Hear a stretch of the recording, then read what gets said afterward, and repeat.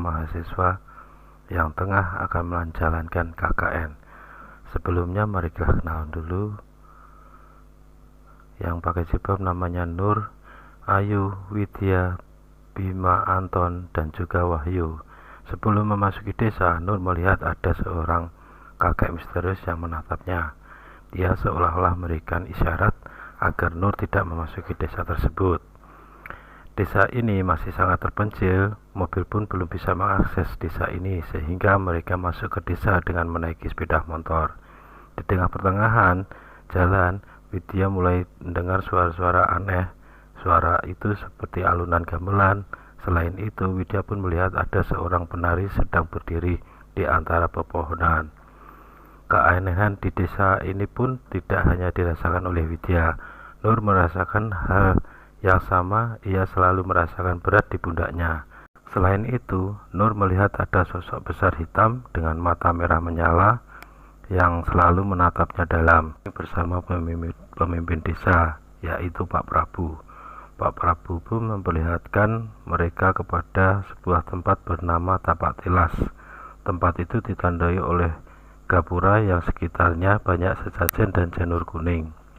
Pak Bambang memperingatkan agar jangan ada siapapun yang memasuki Tapak Tilas. KKN ini tidak berjalan seperti yang kami harapkan. Hari demi hari mereka lalui, tapi seperti yang kita tahu, gangguan tidak henti-hentinya muncul. Ternyata setelah diterawang oleh Mbah Buyut, sesepuh di desa ini, Widya memiliki darah hangat yang sangat disukai oleh para kaum jin. Hal ini dibuktikan dengan mereka merasakan kopi hitam pekat itu sangat manis. Padahal jika orang-orang normal merasa kopi itu sangat pahit. Bahkan seperti jamu, tanpa mereka sadari ada sosok gaib bernama Badara Wuhi yang sedang mencari mangsa. Tentunya Badara Wuhi sangat suka kepada orang yang berdarah hangat, yaitu Nur dan Widya. Tetapi tidak mau mengganggu Nur karena dia menghormati yang ada di belakang Nur. Ternyata Nur memiliki khodam pelindung bernama Mbah Dok.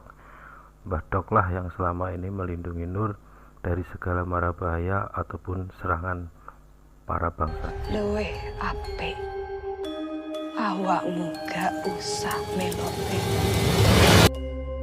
Maka dari itu, dialah satu-satunya target yang bisa Badara Wuhi culik. Ternyata diam-diam Bima menyukai Widya. Bahkan Bima pun telah melakukan santet agar suka padanya. Sejak datang ke desa ini, kan udah gak pernah sholat lagi toh. Ibadahku ya ibadahku, duduk urusanmu. Itu Badara Wuhi masuk ke mimpinya Bima. Dia memperlihatkan jika Widya sedang dalam bahaya.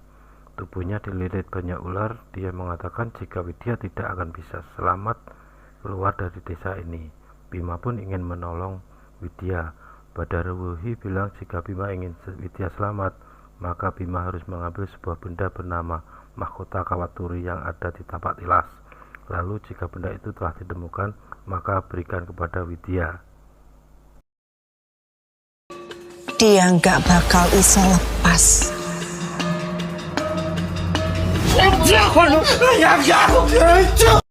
Bima pun menekat memasuki Tapak Tilas untuk mengambil mahkota Kawaturi. Ia pun meminta tolong kepada Ayu untuk memberikan Kawaturi ini kepada Widya. Tetapi Ayu yang sebenarnya suka kepada Bima tidak menjalankan amanah yang telah diberitakan. Mahkota Kawaturi malah simpan dan tidak diberikan kepada Widya. Ayu beralasan jika Kawaturi itu hilang. Hal ini membuat Bima marah dan kecewa pada Ayu. Lama dari itu, Ayu pun didatangi oleh Badara Wuhi. Badara Wuhi mengatakan jika dia bisa membantu, dia bisa membuat Bima jatuh hati kepadanya. Maka Badara Wuhi pun memberikan selendang hijau kepada Ayu.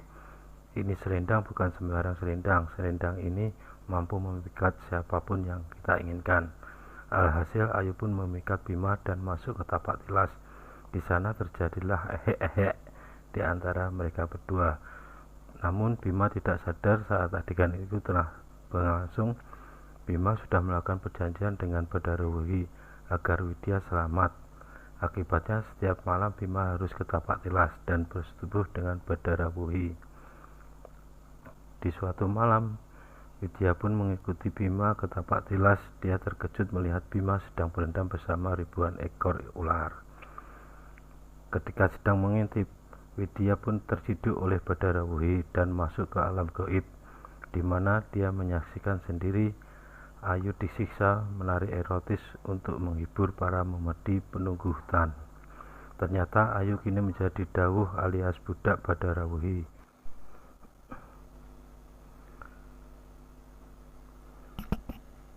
Sekarang Ayu akan menggantikan Badarawuhi menari untuk menghibur para warga-warga memedi.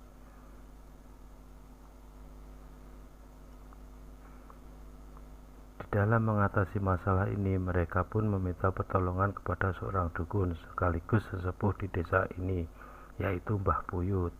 Mbah Puyut mampu berwujud menjadi seekor anjing sampai bisa menemukan Widya di desa penari. Widya sangat ingin menolong Ayu, tetapi dia tidak bisa, lalu ia menghampiri anjing itu kemudian pergi dari sana mengikuti jejak Mbah Puyut. Sementara Ayu terjebak dan akan terus menari setapak demi setapak di desa penari. Perbuatan Ayu dan Bima kemudian dijadikan dalih bagi Badarawuhi untuk menutup tumbal dengan tuduhan bahwa kedua mahasiswa itu telah melanggar larangan dan menodai tempat suci. Seperti yang kita tahu, Bima melakukan santet di desa ini, sedangkan Ayu melakukan ehek-ehek di desa ini. Akibatnya, Sukma, Ayu, dan Bima pun terjebak di alam gaib. 4 hari setelah teman-temannya pulang dari desa itu, Bima pun meninggal, sedangkan Ayu 3 bulan setelahnya.